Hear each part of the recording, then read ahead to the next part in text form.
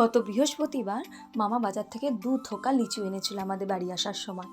তারপর সেই লিচুগুলো যেহেতু এইবার গরমে প্রথম লিচু ছিল, তাই সবাই মিলে বেশ অনেকগুলো করে খেয়েছিলাম। তবুও কি বেশ কিছুটা লিচু রয়ে গিয়েছিল।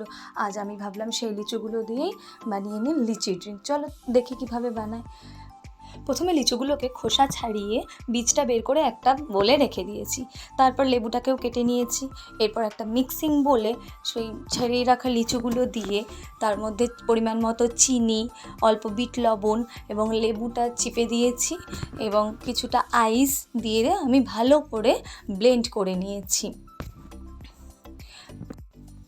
এরপর যে গ্লাসে আমি ড্রিঙ্কটি সার্ভ করব, সেই গ্লাসটিকে ডেকোরেশনের জন্য আমি একটা চপার বোর্ডে বেশ কিছুটা পরিমাণ বিট লবণ নিয়ে সেটির ওপর দিয়ে গ্লাসটিকে ভালো করে কোট করে নিয়েছিলাম এবং সাজানোর জন্য একটা লেবু স্লাইসও দিয়েছিলাম। তারপর ওই লিচি ড্রিঙ্কটা আগে থেকে ডেকোরেট করে রাখা গ্লাসে ঢেলে নিয়েছিলাম এবং ওপর থেকে দিয়েছিলাম একটা পুদিনা পাতা। ব্যাস, আমার লিচি ড্রিঙ্ক একদম রেডি। এই গরমে ভীষণ রিফ্রেশিং এই লিচি ড্রিঙ্ক।